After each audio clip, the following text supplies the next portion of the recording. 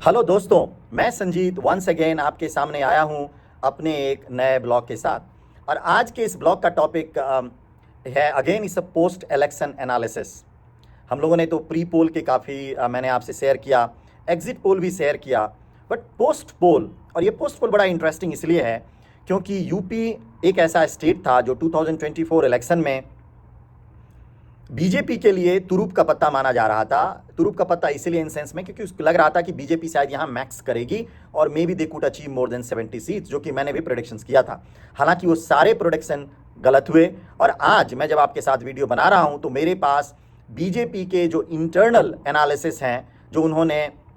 Internal analysis किया post election की, उनकी हार के क्या रीजंस हैं, वो मैं कुछ पॉइंट आपसे शेयर करूंगा and I will welcome your thoughts and your opinion on this. So पहला जो बीजेपी के हार का बड़ा कारण बना, जो मैं इससे पूरी तरीके से सहमत हूं, not only in UP rather कुछ और भी north Indian states like in Rajasthan और महाराष्ट्र में या हरियाणा में, जो इनके हार का एक कारण बना,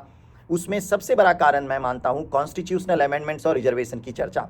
सो गलती से बीजेपी के कुछ नेताओं ने संविधान संशोधन और आरक्षण पर ऐसी बातें कही और जिसको लेकर के राहुल गांधी और अपोजिशन की टीम ने इसको एक बहुत ही सीवियर कैंपेन के थ्रू बहुत सारे अंडर प्रिविलेज कम्युनिटी, एक खास तबके के लोगों में पहुंचाया और उनमें यह मैसेज गया कि यदि बीजेपी 400 सीट से ज़्यादा लाती है तो शायद हमारा संविधान खतरे में है और रिजर्वेशन खतरे में है।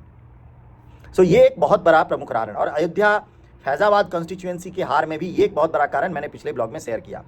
दूसरा, कॉम्पिटिटिव एग्जामिनेशन में और लीक पेपर की समस्या। आपको पता होगा कि आए कुछ दिनों में, स्पेशली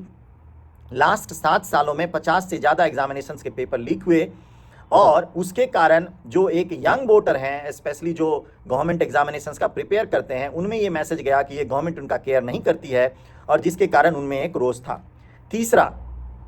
रिक्रूटमेंट और आउटसोर्सिंग पर विवाद हुआ। सरकारी विभागों में कॉन्ट्रैक्टर वर्कर की भर्ती और आउटसोर्सिंग को लेकर हुए विवाद ने भी जनता और बीजेपी के कार्यकर्ताओं में असंतोष पैदा किया और ये भी एक मामला बहुत बड़ा प्रमुख कारण बना। जो बीजेपी के जो अपने ओन वर्कर थे वो काफ़ी डिससेटिस्फाइड थे और काफ़ी डिसअपॉइंटेड महसूस कर रहे थे। चौथा, बीजेपी वर्कर और गवर्नमेंट ऑफिशियल के बीच में कॉपरेशन की भारी कमी थी और ऐसा उनका रिपोर्ट कह रहा है कि बीजेपी कार्यकर्ताओं को सरकारी अधिकारियों से सहयोग नहीं मिलने के कारण जो ग्राउंड लेवल पर एक रेजिस्टेंस था, उससे वोटिंग में एक कमी महसूस हुई और जो ग्राउंड लेवल के कार्यकर्ता थे वे अपने आप को इस प्रोसेस का हिस्सा नहीं समझ रहे थे, जिसके कारण वो इतने उत्साहित नहीं थे और उनका मोटिवेशंस गिरा हुआ था।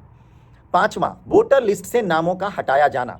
और ये काफ़ी जगह पे इस तरह की चर्चा आई कि बूथ लेवल ऑफिसर्स द्वारा वोटर लिस्ट से बड़ी संख्या में नाम हटाए जाने के कारण बीजेपी को नुकसान हुआ और कई समर्थक वोट नहीं डालने पाए और इसका खामियाजा चुनाव नतीजों के परिणामों में देखना पड़ा। ये शिकायत बंगाल से भी आई, ये शिकायत तमिलनाडु से भी आई, ये शिकायत महाराष्ट्र से भी आई। हालांकि इसका सबसे बड़ा दोषी मैं बीजेपी की मशीनरी, उनके लीडरशिप को मानता हूं, क्योंकि लोगों को ऐसा परसेप्शन जाता है कि बीइंग अ रूलिंग पार्टी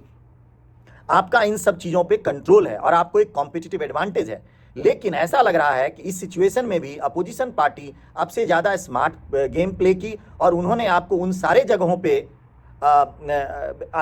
पे हार्म किया जहां आप एक्सपेक्टेशन नहीं कर पा रहे थे। सिक्स्थ रीज़न जो मेरा भी इस एनालिसिस से अलाइनमेंट है,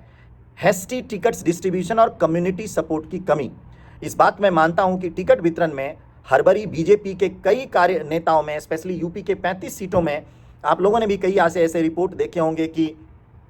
योगी आदित्यनाथ जी ने जो लिस्ट दिए थे सेंट्रल गवर्नमेंट में, जो सेंट्रल इलेक्शन कमेटी थी बीजेपी की, स्पेशली अमित शाह ने इस चीज़ को इग्नोर किया और अपने कुछ लोगों को उन्होंने टिकट दिया, जिसके कारण जो लोकल कास्ट लीडर थे उनमें उतना ज़्यादा उत्साह और एक्साइटमेंट नहीं देखा जा रहा था और वो इलेक्शन में बढ़ चढ़कर हिस्सा नहीं लिए, जिसके कारण कई सीटों में, स्पेशली ईस्टर्न यूपी और सेंट्रल यूपी के कई सीटों में जहां बीजेपी को लॉस हुआ